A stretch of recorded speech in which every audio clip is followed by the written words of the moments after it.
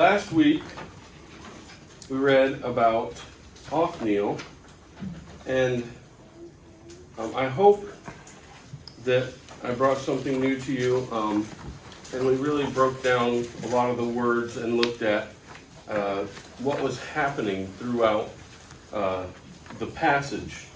Not just what we could see, but understanding the language deeper and knowing it. This week, that's not what's going to happen. This is a very straightforward passage. There's not a whole lot to break down and see here, so we're just going to get into it. And I'm starting at Judges 3, verse 12. This is after Othniel had died. And the children of Israel again did evil in the sight of Jehovah. Now remember, they were under, for 8 years, they were under a king, King Rishtaim from Cush, and they had done evil in the sight of the Lord. Othniel comes, and for 40 years, they have peace. And as soon as that peace, or that person that brought that peace dies, they go again to do evil in the sight of Jehovah. Here we see that spiral downward that we talked about at the beginning. So, Jehovah strengthened Eglon, king of Moab, against Israel, because they had done evil in the sight of Jehovah. Then he gathered to himself the people of Ammon and Amalek, went and defeated Israel, and took possession of the city of palms. So the children of Israel served Eglon, king of Moab, 18 years. I'm going to remind you a little bit of Moab. Moab was the daughter of Lot, the son of Lot and his daughter, Lot's daughter. And Ammon was the other brother. In Numbers 22 through 25, the Moabite king Balak brought Balaam, which is going to be our Torah portion next week, to curse the Israelites. This is the same kingdom of Moabites. They lived on the east side of the Jordan, so you'd have Manasseh, Gad, and Reubenites on that side of the Jordan. But they conquered the city of palms. Does anybody know what the city of palms is? The only place that they think it could be is Jericho, because it's the only city that at that time that they had conquered. And that's from outside sources, not the Bible, that I learned that. So the city of palms would have been Jericho or near Jericho, because they did not build Jericho up again. Moab was a plateau of nomadic herders and farmers, and they really had no large cities. So when he called these other two kings, they came together, but they're really more of nomadic tribes. So it's not like they had a huge army, but they had enough to suppress, because they were around. Ammon was to the northeast, I'd say just east. The east, and Moab was the southeast, and then Amalek would have been the southwest. So they sort of were around the Israelites all together. So that gives you a little bit of Moab and who they were.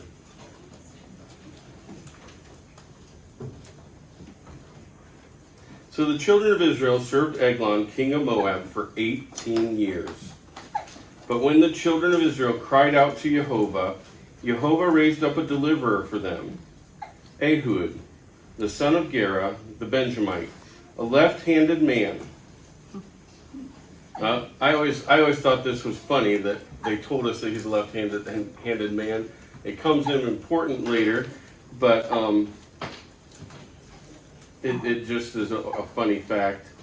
And he was of Benjamin, just like Saul in our story earlier. But this is before the tribe of Benjamin was decimated. Remember that. So, now Ehud made himself a dagger. It was a double-edged and a cubit in length. So a cubit is about 18 inches. They took from their knuckles to their elbow. That's what a cubit is. So some of us might have a little bit different, but about 18 inches. So some versions of the Bible will say sword, but I think it's a large dagger because if the handle was here, your blade's only about 10 inches. So it is a small dagger, and he put it on his right thigh.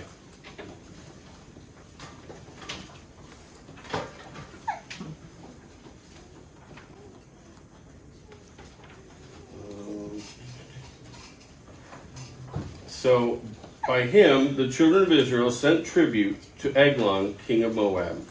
Now Ehud made himself a dagger. I already read that. So he brought the tribute to Eglon, king of Moab. Now Eglon was a very fat man. And when he had finished presenting the tribute, he sent away the people who had carried the tribute. But he himself turned back from the stone images that were at Gilgal and said, I have a secret message for you, O king. So Ehud had a secret message for the king. He said, keep silent. And all who attended him went out from him. So Ehud came to him.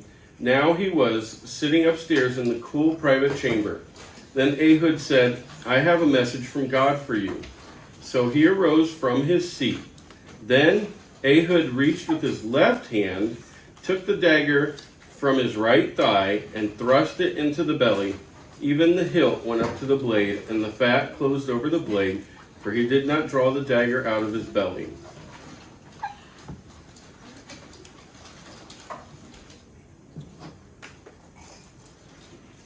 Ehud, being left-handed, was very important at this point, don't you think? It was so rare to see a left-handed person at this time that he didn't even think to be on guard of that left hand. He was prepared to receive a message from the right hand, and Eglon was stabbed in the stomach. And it went all the way up to the hilt of the knife. If you know what the hilt is, that's the part between the blade and the handle to protect your hand from basically getting cut. So it went all the way in. And this version says his entrails came out. But I looked at the word, and the word there is actually excrement.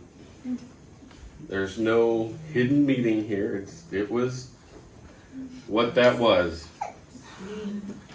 And that might come important later in this story. Then Ehud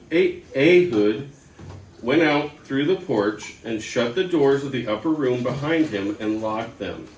When he had gone out, Eglon's servants came to look, and to their surprise, the doors of the upper room were locked. So they said, he is probably attending to his needs in the cool chamber. I wonder, this might be crass, but I'm going to say it, if maybe they smelled something too. And maybe that gave him a hint. Oh, he's busy. But he's probably tending to his needs in cool chambers. So they waited till they were embarrassed. And still he had not opened the doors of the upper room. Now, I know how this feels. Last weekend, we had a 4th of July party at my house on Sunday. So it was actually the 3rd of July. But my mom stayed over. And I came downstairs, and she was in the bathroom. Didn't think anything of it. 20 minutes goes by, and I'm like, no one's come out of that bathroom. What's going on? So I'm getting embarrassed, and I'm like, hey, go knock on the door and check on it. So I knock on the door. No answer. Uh-oh. So I open the door, and I look in. No one's in there. She had left the fan on from the night before and shut the door. I don't know why, but she did. And so, but I was thoroughly embarrassed because I'm like, I've got to open the door on someone in the bathroom. That's not what you want to do, right? No. But they got so concerned to that point that they're like, okay, we've got to open the doors and check and see what's going on. So therefore they took the key and they opened the doors, and there was their master, fallen dead on the floor. But Ehud had escaped while they delayed, and passed beyond the stone images and escaped to Sarai. And it happened when he arrived that he blew the trumpet in the mountains of Ephraim, and the children of Israel went down with him from the mountains, and he led them. Then he said to them, "Follow me, for Jehovah has delivered your enemies, the Moabites, into your hand." So they went down after him, seized the fords of Jordan leading to Moab, and did not allow anyone to cross over. So that's important why we had to know where the Moabites were. They were on the other side of the Jordan. And so when they had to cross, this is where the Israelites had gained a major hand. And at that time, they killed about 10,000 men of Moab, all stout men of valor. Not a man escaped. So Moab was subdued that day under the hand of Israel, and the land had rest for 80 years. So again, we see this cycle of choosing to disobey God and do what is wrong. They live under oppression for 18 years, and one man is sent to save them. This picture of one man happens over and over and over throughout Judges. We need to remember that that is a clue to look forward to Yeshua. And I showed last week how a lot of that, those words that we saw and things that we saw led to Yeshua and the one man who took the place of the other man, Adam. And I want, if you didn't get a chance to listen to last week's message, please do it. That's all in there. But I wanted to continue. And this, I'm going to be honest, this one verse perplexed me so much that all week I focused on this so much, trying to find answers. This is, to me, one of the most perplexing verses in all of the Bible. After him was Shamgar, the son of Anath, who killed 600 men of Philistines with an ox goad, and he also delivered Israel. What's perplexing to me? Shamgar is not a Hebrew name. It is not a Hebrew word. No one knows what it means or where it came from. The best they have is that it was either of Phoenician descent, which is a Canaanite, or Egyptian, which I enjoy seeing different peoples called to Israel, but I don't even know if he was an Israelite. Shamgar, he didn't follow any of the patterns that we have been seeing of the other judges. There doesn't say that the people were evil. In the next verse even, when Ehud was dead, the children of Israel again did evil in the sight of Jehovah. Well, where's Shamgar fit in this? Where is he? What time period? Was he, when it says he was after Ehud, does it mean in those 80 years? There's no answer.